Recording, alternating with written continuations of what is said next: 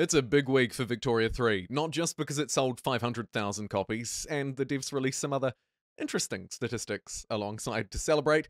It's because it's patch 1.1 week for a game that was, believe it or not, nominated for Best Strategy Game of the Year alongside a few others. But today we're talking about patch 1.1. This is the first big update, and we now know everything from features to balance, resource changes, so much content I can't even fix it to the screen.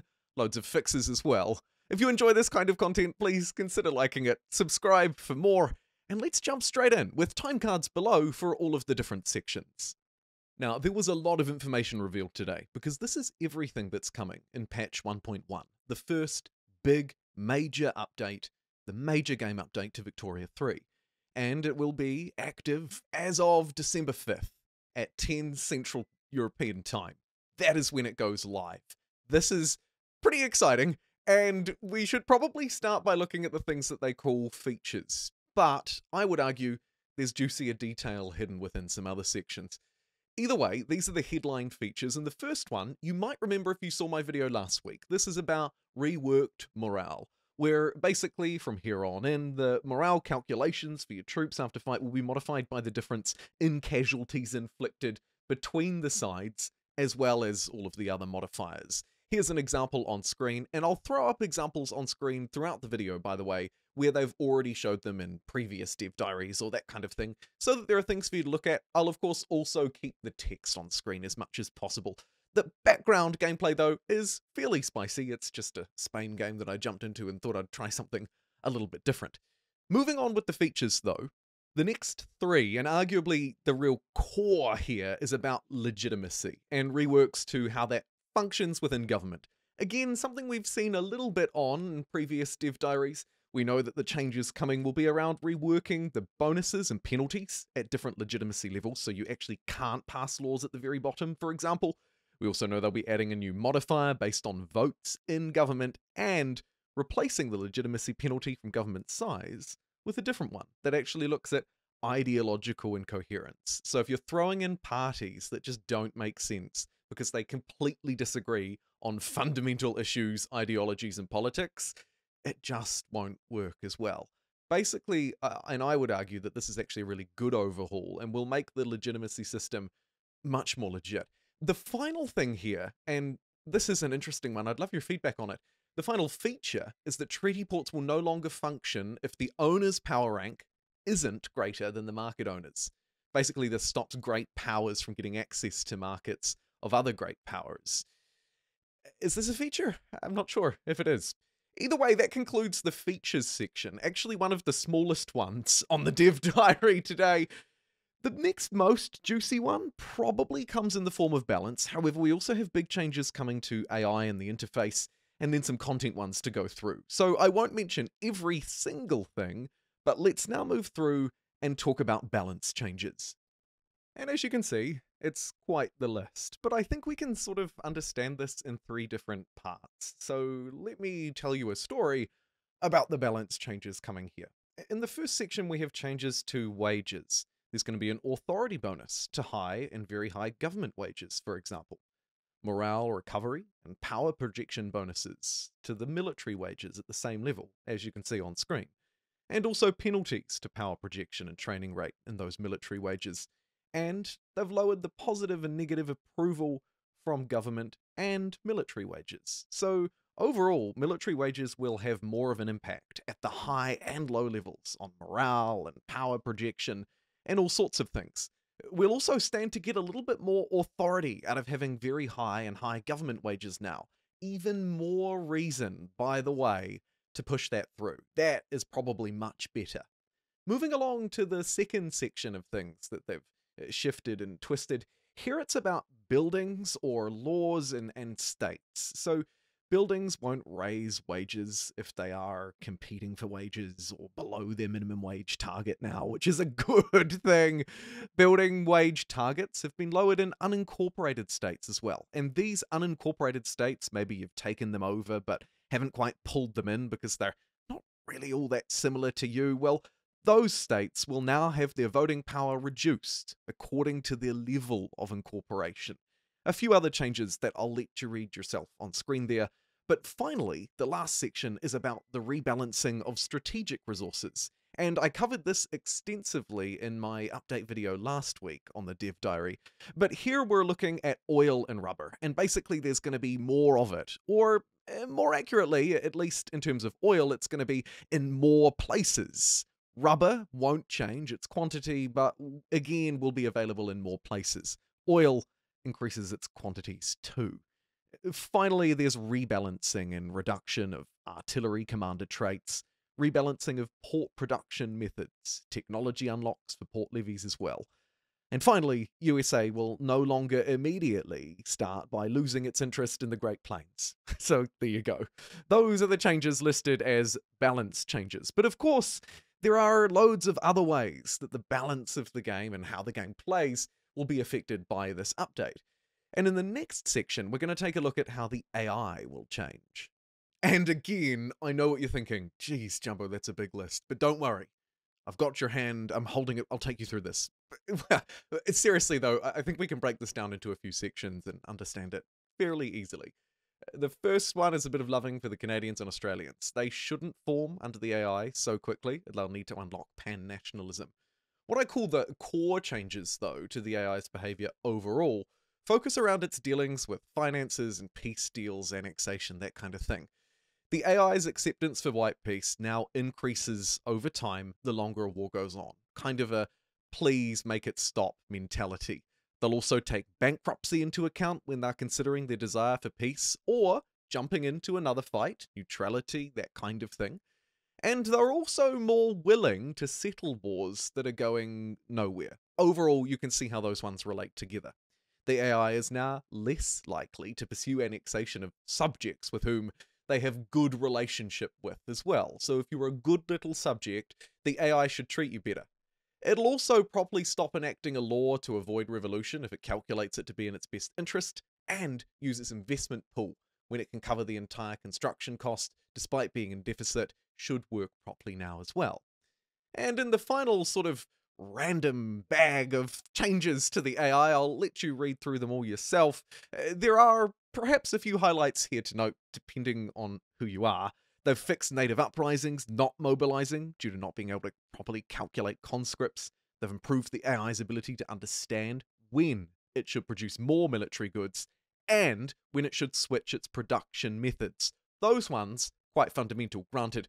There are a few more obscure ones. Liberia now begins independent, which is great to discourage US colonization of Africa and to better reflect Liberia's de facto situation. This is a good one. I notice, at least in my games, the US is all over. They're very fast. They've also changed the incorrect check and powerful protectors that compared army size to country rank. So things on a very large scale and things at a very small scale. But you can see overall that the changes that are being brought through here should make the AI smarter. And also there's an underlying theme of some historical accuracy here. Gently does it though, but there's a little bit involved. Great power is more likely to intervene in Arabia if the Ottomans are trying to reclaim Syria, for example, and a variety of other things.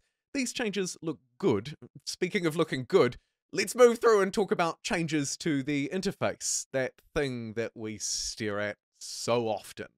Here we see, again, a wide raft of changes from across a load of different things. And of course, they're interface changes, so they're probably better demonstrated rather than read out on a list. But there are a few that I'd like to focus in particular. The most significant ones we saw back something like 3 weeks ago now, around the consumed goods panel. We'll actually be able to figure out what our pops are consuming, and goods that are current trade routes to the goods panel. A delay to opening tooltips, pop consumption good needs are displayed to economy and consumption population tabs, and the show more panel will add all categories, inspired by a mod by Ron Swanson, a fantastic name. The changes here will make it easier to manage your economy, to know what your populations need and what they're spending too much of their money on. It looks great. And the rest of these changes, which I'll leave on screen for a little bit as I discuss them, you might want to pause and read yourself if you want to delve into the detail. Or of course, I'll have a link in the description when it's available. There are multiple changes coming to notification types, which is great, including the toasts in the middle of the screen, the feed on the right-hand side. usable manpower involved on each side of a battle, in addition to the number of battalions, is shown. The construction queue building list items say their state, thank goodness, as well as making the list items smaller, inspired by another mod. Great to see. And active production methods are now clickable and more distinguishable from the rest, so you can actually see which one you're using. All of these decisions, of course, are around making things clearer to us as players. Finally, there are some miscellaneous changes from right-align the consumption tax cost in the add consumption tax menu for better readability, to removing decimals from the legitimacy modifiers. You can see there are changes here at every level. And if you'd like to take it to the next level, then don't panic, but look no further than the sweeping list of changes that they've labeled as content, in-game content. Let's try and digest some highlights out of this list. It is absolutely ginormous. Let's jump in and take a look. And from the top, we can see that they've added decisions, events, that kind of thing, right? A decision to cancel surveys on the Panama or Suez Canal, and an event that greatly weakens the Japanese shogunate if Japan is forced to open up its market. These are contextual things, these are content within the game that are tweaking around historical accuracy and also trying to give us a little bit more playability. They've fixed issues with the 1848 content, they've made several repeating events fire less often, and changed the requirement for completing the reading campaign. These are things that are, of course, requirements within the game, right? They're things that are sort of ring-fencing nations or leading them one way or another. You can see that the Manifest Destiny decision, this is one that I heard a lot about, now requires an interest along the Pacific coast. It also now provides claims on the colonized split states of Mexico. The Alaskan Purchase decision now has significantly easier requirements, as well as the American West Expedition being significantly easier to complete. I hope you're getting a feel here for the kind of changes that they're pushing through on the content side. And I would argue here there's kind of two emerging themes. One of them is that of events and historical flair, sometimes accuracy, sometimes gameplay, and the other is more one of minor details and adjustments. If you take the very bottom one, for example, Devout Scandal, the event, no longer has a sentence starting with a lowercase letter. Is this content change? Yes, it is. And is the scale impressive? No, it's not. But there are others that are likely more significant. Of course, the ones that we discussed at the start are likely the most significant. That's why they put them at the top of the list. But as you go through it, you look at those ones at the top there, for example, we can see that other events, in fact, a huge variety of them, have been changed. Expand the East Indies administrations visible whenever the Dutch East Indies exists. Mutually beneficial event now applies the correct popularity modifiers. I mean, I could go on through this list, but I'm not sure that we would really learn all that much, because these are specific country-based changes, and often they are changes around events, or at least something specific to that nation.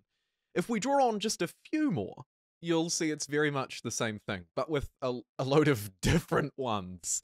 The Ripper event can no longer be a child or toddler. Interesting. But more perhaps impactful on the game, Poland now requires only 5 of the Polish states to form, rather than 8, so should be easier to form Poland, or at least the requirements have been significantly reduced. And there are other changes as well around the Opium Wars event, the free trade law.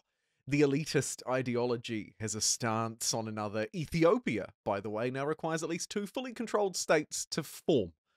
As you can see, the changes to content are relatively wide-reaching. North German Federation, South German Federation, Italy are now formable if all completion requirements are achieved before nationalism is researched as well. And that doesn't complete this list. I'll let you read it in your own time. But those are the overall changes on the content side of things. And that then brings us through to 2 final sections. The first one is lightning fast. Take a look at this. Changes to modding. They include cleaned up defines to remove unused ones, renamed some defines to be more precise about what they do, and exposed several parameters of character life expectancy calculation as defines. Okay, cool. Moving swiftly along, we have a ginormous list. This is the list of major bug fixes, and believe it or not, these are all the ones classified as major. From the top of the list, we see big things, like, unfortunately, garbled map names in Chinese, Japanese, Korean languages that have been fixed, a new logging system, overflows, and politics math.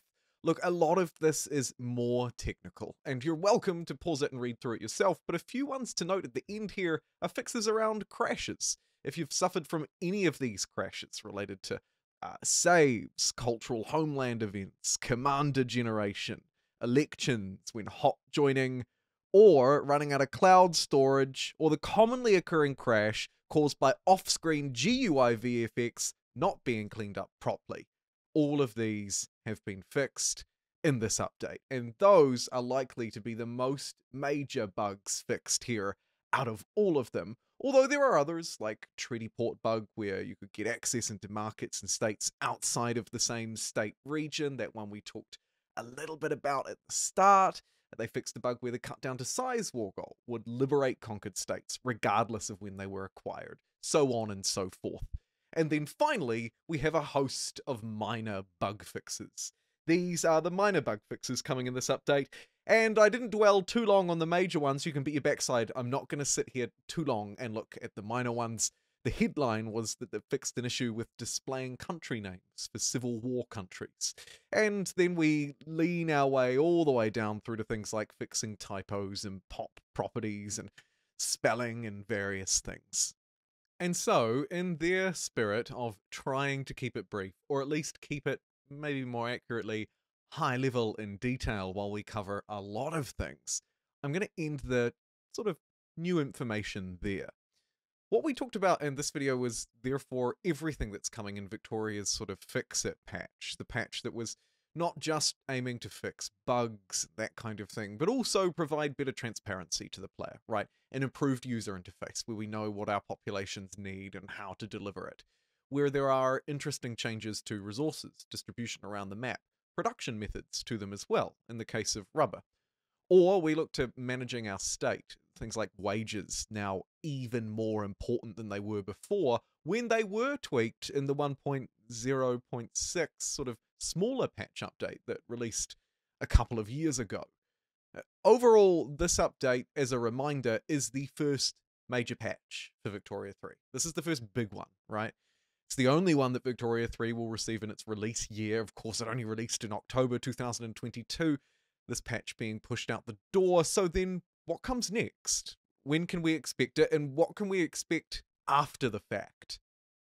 Well, this is the last time they're talking about the patch, because that's right, it releases on December 5th, 2022.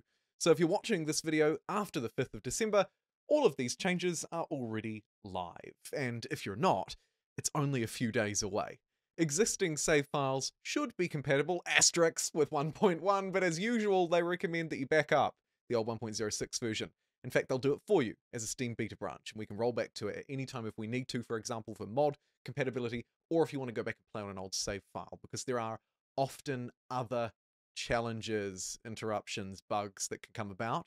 And if you're playing on release day or thereabouts, you could get caught off guard by it. It's one of the reasons why I don't personally like to have a Let's Play running between patches.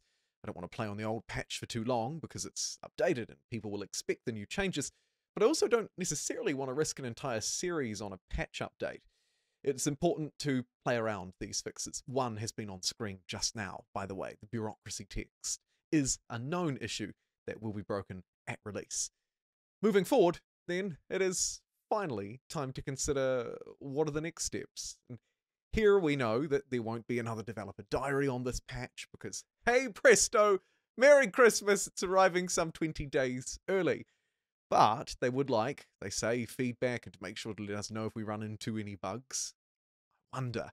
So that they can continue to improve the game for the next free patch, patch 1.2, which they'll be discussing next Thursday. And I'll be right here to discuss it with you if you'd like to stick around. Thanks for watching. I'll see you next time.